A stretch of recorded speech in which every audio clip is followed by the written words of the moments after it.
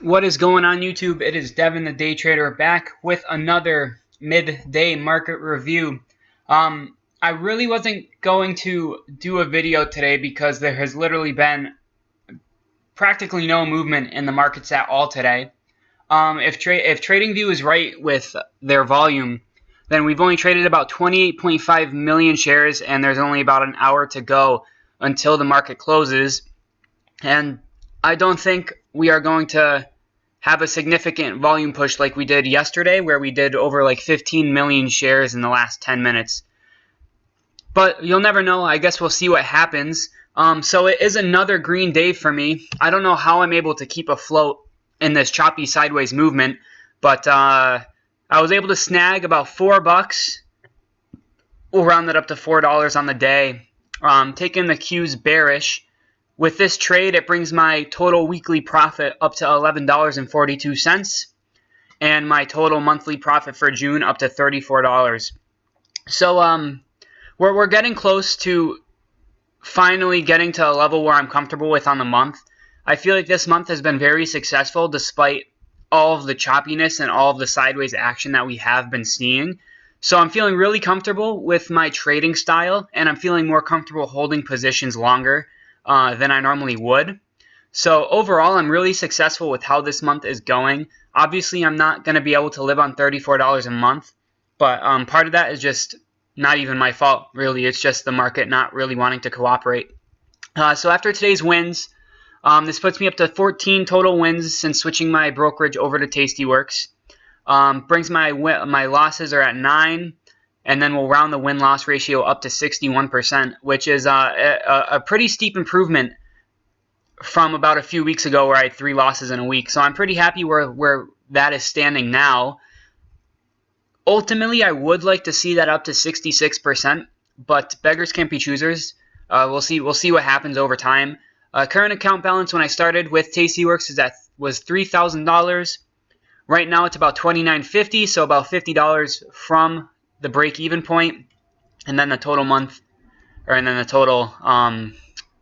gain or loss is about $51. So on to the trade review now, because that is why most of you guys probably ended up clicking on this video. It was on the QQQs, and I decided to take this trade bearish, and I actually set this trade up on the 3-minute chart. I'm really starting to like the 3-minute chart in the first couple hours of the day, simply because you get a lot more visual with the candlesticks, as opposed to waiting for this many candles to form on the 5-minute chart. I mean, if we waited for this to form on a 5-minute chart, we'd probably be already at noon. So 3-minute charts are great for getting into positions early and identifying great pattern setups. So really what happened with this trade is we came out the gates ripping pretty hard. And I was feeling pretty confident because the volume was relatively high as opposed to the previous days. So what we did, and this was a clean example of a gap and go, because yesterday we closed red and then we were gapping up. So people were going to be trapped if they got in at any price under what we opened today. So there was going to be some form of short squeeze at the open, which is what this move was right here. And if you played that, then that is phenomenal. But for some reason, I just wasn't going to buy into this rally, especially considering the massive down day that we had yesterday. So I waited for this move to come up, we retraced, then we came back up, and then we settled lower. And if you take a really close look at this, this kind of looks like a double top pattern. So what I was waiting to do is I wanted it to do something like this. So trade higher, higher for the double top formation, go lower, and then retest the neckline right there. And that could have been your entry. So the way that I played this was a little bit more on the safer side than I normally would have played any position in the middle of the week. So what I did is this move started running without me, and I know I still have to work on my FOMO attitude, because I could have gotten a much better fill if I waited a couple minutes longer. But once this move came in right here, I didn't know if we were going to get the retest or not, so I was like, all right, screw it, I'm in. So I actually ended up getting into this trade at about 10:18 a.m. Eastern Standard Time at about 186.50. So this was my entry, and again, I did not have a stop on this particular trade because the option that I decided to do was a June 28th 183 put. and I got that for about 30 cents of premium, which is my entire risk unit. So if the option went to 0, no harm, no foul, I'll lose 30 bucks. That's what I'm normally used to losing anyways. So I didn't keep a stop on this trade. If it didn't end up working out and it just went sideways for the rest of the day, chances are I probably would have held it till expiration. But luckily that did not happen. My target, I had a few various different targets. Ultimately, the one that I was aiming for, and I know this is a little bit aggressive, was down towards 185. And if we never chopped today and we had some good volume, I truly believe that we would have ended up seeing that level. Like if we did something like this, got the double top the retest and then kind of chopped lower all day, I think that could have been a pretty reasonable price target. So once I set that trade up, not much happened. A lot of choppiness. We had some nice lower or higher lows forming. And I was thinking that this trade was probably going to end up breaking out because we did have a nice trend line towards my entry level. And I thought we were going to do a quick pop, which we did have. We got a pretty nice pop at 12:40 a.m. before completely rolling over. But again, I'm not too sure if this trading is just luck because I'm holding the position all day, or if my entries are just generally good and it's taking a lot longer for these positions to play out in full. So basically what happened after this move, when we finally started to break lower, we got underneath the 100 simple, is I waited for the retest on the 100 simple because we were making new lows. So it would only make sense for us to retest something, whether that would have been the 10 EMA or the 100 simple, which was the previous support. You know, previous support becomes new resistance, vice versa, some easy indicators. So we traded up to that level, back up to the 100 simple, and then we got new lows, and I closed out the position at 185.60 just for some quick gains. I didn't want to really hold this one too much longer because I was in the trade for about 6 hours since I did enter.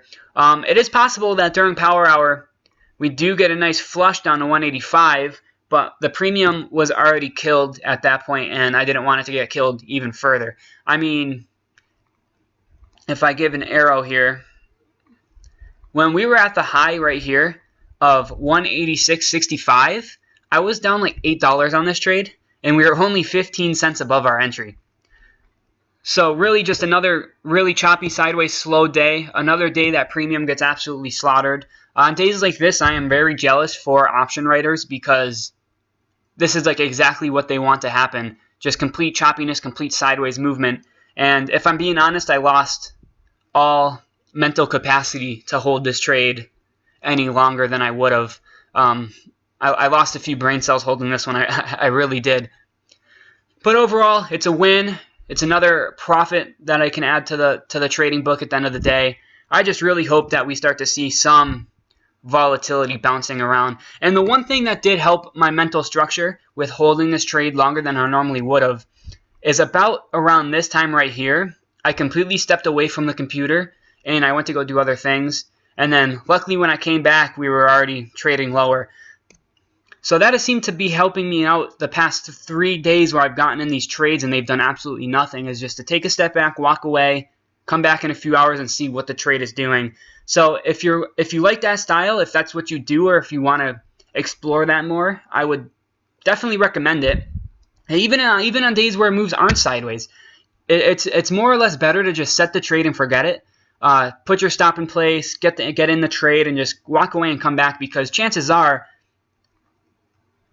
the trade, if the trade is working out in your favor, chances are that it's probably going to continue working. So for example, let's say that this trade rolls over and finishes at like 185, which my old target was.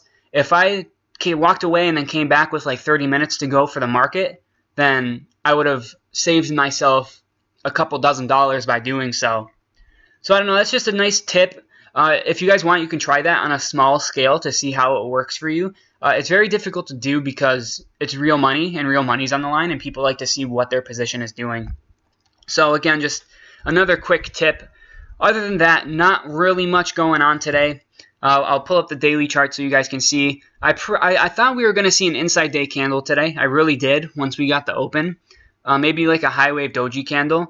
If you guys watched my video yesterday, you probably seen that I was expecting somewhat of a gap down from to continue from yesterday before like hammer candling and then maybe retesting like 294 again. But that wasn't the case. If we go to the Qs are more on the bearish side. So my best guess is that if we gap down below today's low, and if we gap down even below Tuesday's low, then I think the Qs have a great probability of pulling down to this gap fill area from the 7th and 8th of June. I don't think that is out of the question. And just to wrap up the rest of today's video, I guess I can go through the rest of the daily charts to see what else happened. This was a pretty nice position on Apple if you wanted to take something a little bit on the more aggressive side. You have a pretty substantial double top right here forming. And this one was simple because up at this level, Apple up about $5. So the chances are that it would have went up another 2 points on a day that's so sideways is pretty minimal. So what you could have done is once it got up to that high, you could have took a position once we maybe broke down below this bearish candle right here. So your entry being like right there, with a stop $1 higher than that, and then maybe with a target down at like 199.50, which was the lows from back here. And I think that would have worked out pretty nicely if you were to end up taking that trade.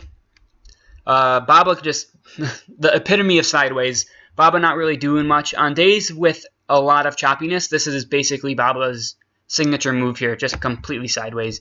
Facebook, another one that is getting some great movement to the downside. Once 12 noon hit, you could have ended up trading that if you wanted to, but that still looks really whipsaw-ish. Nvidia strong on the Micron Technologies earnings. I think all of the chips are doing pretty well simply based off of Micron. So Nvidia doing pretty well. Netflix not doing much. Tesla really choppy. Google getting demolished, and then Amazon not really doing much. So I think that's it for me today. If we get some pretty more strong down moves to finish off the week, this is going to look pretty ugly, especially if we get a close below last week's low, considering how strong that candle was. But we'll see what happens. The awesome thing about the market is that nobody ever truly knows what is going to happen. So that's it for me today. If you guys liked what you heard, make sure to hit that subscribe button. It means a lot to me, and it will keep me motivated to keep on pumping out these videos. If there's any way that I could have improved my trade on the Qs, make sure to leave that in the comments below as well. Back here, towards 12 noon, I was thinking of adding another contract to my position, but that is kind of out of my risk zone and my comfort zone, so I completely just scrap that idea, even though it would have worked in hindsight. So if there's anything that I could have done to improve this overall position, please make sure to put it down in the comments below. I am still relatively new to day trading, so any tips that I receive are very beneficial to me. And if you learned something new, make sure to hit that thumbs up button. I like seeing when you guys support my videos, pumps me up, and continues to make me want to find winning and profitable trades. So that's it for me today. I will see you all, maybe not tomorrow, maybe not Friday, but definitely Monday with another midday market review. Thank you all for listening, and I'll see you soon. Bye.